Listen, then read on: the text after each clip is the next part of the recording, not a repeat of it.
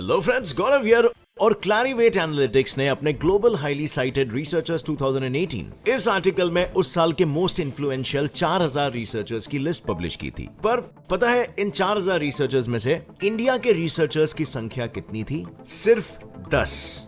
हाल ही में जारी हुई क्लैरिवेट एनालिटिक्स की रिपोर्ट में पता चला है कि दुनिया के 4000 सबसे हाईली साइटेड साइंटिस्ट में सिर्फ 10 भारतीय ही शामिल हैं। हाँ, सही सुना आपने, सिर्फ 10। यकीन नहीं हो रहा तो ये सुनो, यूएसए और चाइना इन दोनों ने ग्लोबल रिसर्च और डेवलपमेंट में आज तक 50% का कंट्रीब्यूशन दिया है, लेकिन उसी जगह इस कंट्रीब्यूशन में इंडिया का हिस्सा 2.7% जितना है। सिर्फ और सिर्फ 2.7%। तो आखिर ऐसी कौन सी वजह है जिससे इंडियन साइंटिस्ट के इन्वेंशंस को ग्लोबल प्लेटफॉर्म पर रिकॉग्निशन नहीं मिल रहा है? क्योंकि ऐसा तो नहीं है कि हम इंडियंस इनोवेटिव नहीं होते या यहाँ पर साइंस एंड टेक्नोलॉजी में लोगों को जीरो इंटरेस्ट है। और अगर ये हालत अंतरराष्ट्रीय लेवल पर हमारी है तो इंडिया को ऐसे कौन से चेंजेस की जरूरत है जिससे साइंटिस्टों की इस हालत में हम सुधार ला सकते हैं? आइए जानते हैं इन्हीं सारे सवालों के जवाब in today's video titled why Indian scientist fail to get recognised by the world. साल 1901 से लेकर 2021 तक इन 120 सालों में टोटल 943 लोगों को नोबेल प्राइजेस मिल चुके हैं, लेकिन पता है इतने लोगों में से इंडियंस ने कितने जीते हैं? सिर्फ 12। और इंडियंस पूरे दुनिया के पॉपुलेशन का लगभग 13 से 15% कंट्रीब्यूट करते हैं। तो आखिर इतने कम नोबेल प्राइजेस क्यों? वेल, इसके कई सारे रीजंस हैं, पर सबसे पहले नजर डालते हैं उस रीजन पर जो एक काफी बड़ा रीजन है। Region number 1, Indian scientist British empire के समय से फेस करते आ रहे हैं रेसिज्म।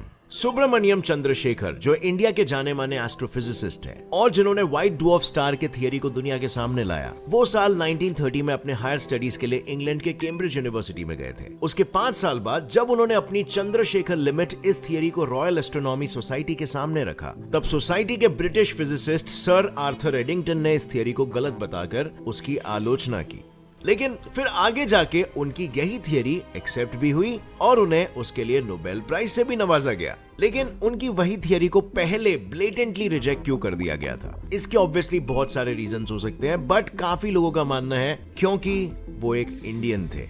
इनफैक्ट ऐसा भेदभाव एक बार ही नहीं, कई बार इंडियन साइंटिस्ट के साथ हुआ है। जैसे Indian theoretical physicist Satyendra Nath Bose, जिन्होंने 1920 के डेकेड में अपने planks law and hypothesis of light quanta इस रिसर्च आर्टिकल को British journal the philosophical magazine को पब्लिश करने के लिए दिया था, पर ब्रिटिश जर्नल ने उसे पब्लिश करने के लिए साफ इनकार कर दिया। लेकिन उनका ये रवैया एक झटके में चेंज हो गया जब सत्येंद्र नाथ बोस जी ने एल्बर्ट आइंस्टाइन की मदद से आर्टिकल को पब्लिश करने के लिए भेजा। एंड गेस व्हाट, इसके बाद वो आर्टिकल पब्लिश हो भी गया। बट यहाँ पर सोचने वाली बात यह है कि जब बोस जी की थियरी पहले से ही करेक्ट थी तो क्यों उनके आर्टिकल को दुनिया के सामने लाने के लिए उनको आइंस्टाइन की मदद लेनी पड़ी? क्या जर्नलिस्ट का बिहेवियर बोस जी के प्रति रेसिस्ट नहीं था? आपको क्या लगता है, हाँ या ना? और सिर्फ ये अकेला नहीं, सुबह से लेकर रात तक ऐसे कई सवालों के जवाब आपके मन में आते होंगे जिनके बारे में आपको नॉलेज होती है, पर सोचो अगर ऐसे क्वेश्चंस के आंसर्स का प्रेडिक्शन करने के लिए आपको कैश मिलने लगे तो आप अपनी नॉलेज को बढ़ाने के लिए कितने मोटिवेट होगे? अब खैर, ये तो हुई पुराने जमाने की बात, पर क्या आज के टेक्नोलॉजिकल ओरिएंटेड वर्ल्ड में इस रेसिज्म में कुछ सुधार आया है? वेल,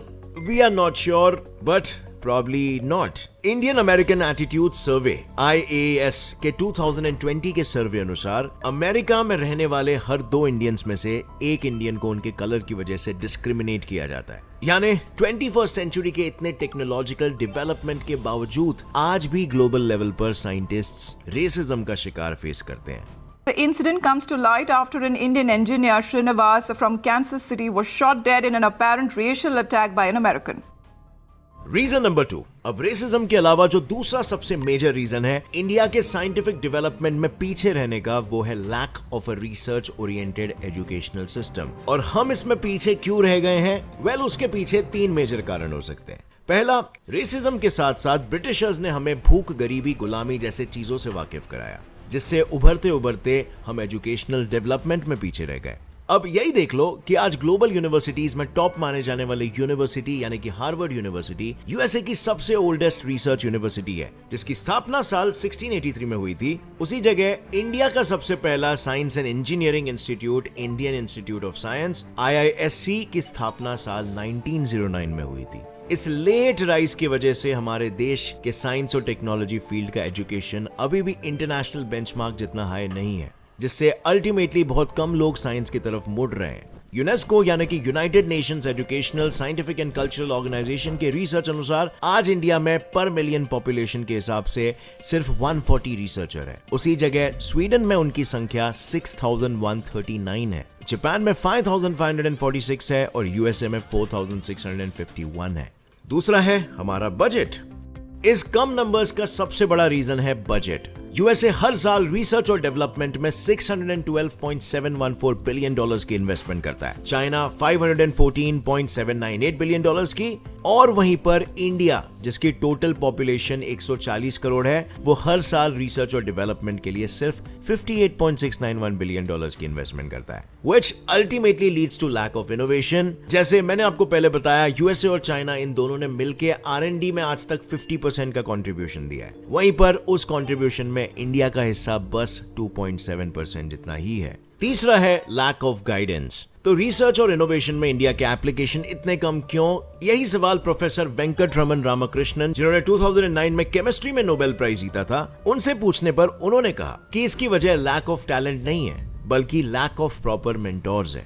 इंडिया में एक्चुअली बहुत सारे फर्स्ट रेट साइंटिस्ट्स हैं, लेकिन कुछ ही वर्ल्ड लीडर्स हैं, यानी जितने भी रिसर्चर्स हैं उन्हें अच्छे से गाइड करने के लिए कोई मेंटोर ही नहीं है, जिससे कई साइंटिस्ट इनसिग्निफिकेंट प्रॉब्लम पर अपना समय बर्बाद कर देते हैं। और इतनी समस्या के बाद भी जो साइंटिस्ट कुछ नया out of the world innovation बना पाते हैं, उन्हें गवर्नमेंट पैटेंट्स प्रोवाइड नहीं करती। और मैं ये ऐसे ही नहीं कह रहा हूं, क्योंकि वर्ल्ड इंटेलेक्चुअल प्रॉपर्टी ऑर्गेनाइजेशन के रिसर्च डेटा अनुसार साल 2010 से 2019 तक इंडियंस ने 1.2 लाख से भी ज्यादा पेटेंट्स दर्ज किए हैं, लेकिन उनमें से सिर्फ 13,670 पैटेंट्स ही गवर्नमेंट की तरफ से ग्रांट हुए हैं। कंपैरेटिवली अब्रॉड में इंडियंस द्वारा किए गए 1,07,000 पैटेंट एप्लीकेशंस में से 44,477 पैटेंट्स को ग्रांट किया गया है। अब भारत का एजुकेशनल सिस्टम तो हमें R&D में पीछे रख ही रहा है, लेकिन इसके अलावा भी अगर आप कैसे ना कैसे करके एक रिसर्चर बन भी जाओ तो अच्छे खासे चांसेस है कि आप अपनी सैलरी से खुश नहीं होगे, क्योंकि यही है हमारा region number 3, salary offered to Indian scientists.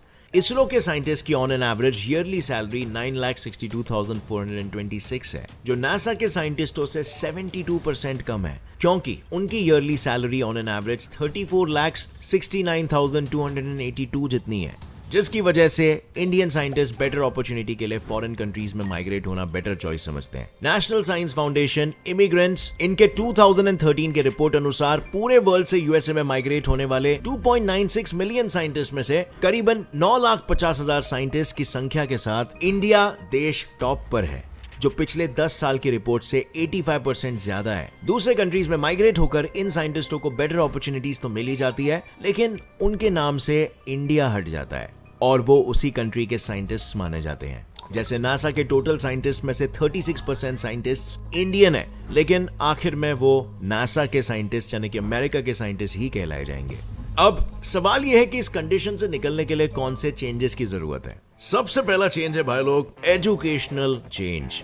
Government को इंडिया के साइंस एजुकेशन स्टैंडर्ड्स को हाई करना ही होगा। स्टूडेंट्स को थियरीज और कॉन्सेप्ट्स प्रैक्टिकल वे में सिखाना पड़ेगा, जिसमें इंटरमीडिएट लेवल पर रोट लर्निंग के बजाय कॉन्सेप्ट बिल्डिंग प्रमोट करनी होगी और साइंस के लर्निंग में इंटरेस्ट पैदा करना होगा। और गवर्नमेंट को हमेशा सिलेबस अपडेट करना ही पड़ेगा, जिससे हम वर्ल्ड के स्टैंडर्ड्स के साथ पन्ने से पन्ना रखकर चल पाए, क्योंकि आज भी स्टूडेंट्स 10 से 15 साल पुराना सिलेबस पढ़ रहे हैं। दूसरा तरीका जिससे गवर्नमेंट R&D को बढ़ा सकती है वो है प्रमोटिंग रिसर्च एंड इनोवेशंस। साल 2014 में फॉर्म किए हुए मेक इन इंडिया, इस प्रोग्राम का एम था इंडिया में investment, innovation, skill development, intellectual property की प्रोटेक्शन और best in class manufacturing infrastructure को बिल्ड करना। और यही तो इनोवेशंस को प्रमोट करने का बेस्ट सोल्यूशन है, क्योंकि इन जैसे प्रोग्राम्स इंडियन साइंटिस्ट को बेसिक इनोवेशन से ज्यादा बड़े इनोवेशंस एक्सप्लोर करने का मौका देंगे, जिससे वो अपने इन्वेंशंस को ग्लोबल लेवल पर इंट्रोड्यूस कर सके। इन इनिशिएटिव्स के एग्जांपल्स है मेक इन इंडिया एंड स्वच्छ भारत अभियान। मेक इन इंडिया से 2018 और 2019 में इंडस्ट्रियल सेक्टर के ग्रॉस वैल्यू में 6.8% की ग्रोथ हुई है। इसी प्रोग्राम की वजह से 4.5 lakh new employment opportunities provide हुए और ग्लोबल इनोवेशन इंडेक्स के 2019 की लिस्ट में इंडिया 52nd पोजीशन पे था, जो साल 2014 के कंपैरिजन में 24 पोजीशंस ऊपर आ चुका है। स्वच्छ भारत अभियान गवर्नमेंट डेटा के अनुसार मिशन के शुरुआत से इस अभियान ने हाउस होल्ड टॉयलेट्स में टोटल टारगेट का 105% और कम्युनिटी और पब्लिक टॉयलेट्स का 118% टारगेट अचीव कर लिया है। पर इन सारी चीजों के लिए गवर्नमेंट को एक छोटी सी प्रॉब्लम सॉल्व करनी पड़ेगी, जो है हमारा थर्ड पॉइंट, बजट बढ़ाना। Index of S&T for developed and developing countries के हिसाब से 2004 से 6 में इंडिया का R&D एक्सपेंडिचर 0.88% GDP जितना था। उसी जगह यूएस का परसेंटेज 2.61 और जापान का 3.4% था। इससे साफ साफ ये पता चलता है कि इंडिया को रिसर्च एंड डेवलपमेंट में ज्यादा इन्वेस्टमेंट करने की सख्त जरूरत है, ताकि साइंटिस्टों को नए इनोवेशंस करने के लिए कोई बाधा ना आए। इसी सिक्के का दूसरा पहलू है साइंटिस्ट की सैलरी। एक सर्वे अनुसार इंडिया में PhD स्टूडेंट्स की average salary 4 lakh per year जितनी है। उसी जगह सेम काम करने के लिए यूएसए में 11 लाख से 22 लाख पर ईयर सैलरी दी जाती है। अब 4 लाख यानी हर मंथ में PhD स्टूडेंट को सिर्फ 33,000 मिल रहा है, जो ऑलमोस्ट आज PNB यानी पंजाब नेशनल बैंक के प्यून की सैलरी है। इतना ही नहीं, जस्ट इमेजिन एक PhD वाला बंदा है और एक प्यून है यार। इतना ही नहीं, इंडियन इकोलॉजिस्ट के स्टडी अनुसार 58% साइंटिस्ट अपनी जॉब से खुश नहीं है। तो क्या आपको नहीं लगता कि अगर इंडिया की सैलरी सिस्टम में थोड़े चेंजेस किए जाए तो साइंटिस्ट को अपने काम में ज्यादा मोटिवेशन मिलेगा और वो इनोवेशन बेहतर भारत और इंडिया के टेक्नोलॉजिकली एडवांस्ड कल के लिए ही तो काम में आएंगे। सो आप मुझे नीचे कमेंट सेक्शन में बताओ फ्रेंड्स, ऐसे और कौन से चेंजेस की जरूरत है जिससे इंडियन साइंटिस्टों को वर्ल्ड वाइड रिकॉग्निशन मिले। और अगर ये वीडियो पसंद आई, आपको इससे कुछ भी नया सीखने मिला, तो एक लाइक जरूर ठोकना। इस वीडियो को शेयर करो ताकि सारे इंडियंस तक ये वीडियो पहुंचे और इंडिया में साइंस और साइंटिस्टों के प्रति जागरूकता फैले। सब्सक्राइब कर लेना हमारे चैनल को ऐसे ही इंटरेस्टिंग वीडियोस आगे भी देखने के लिए, with bell notification on, and I will see you in another video. Stay curious. जय हिंद।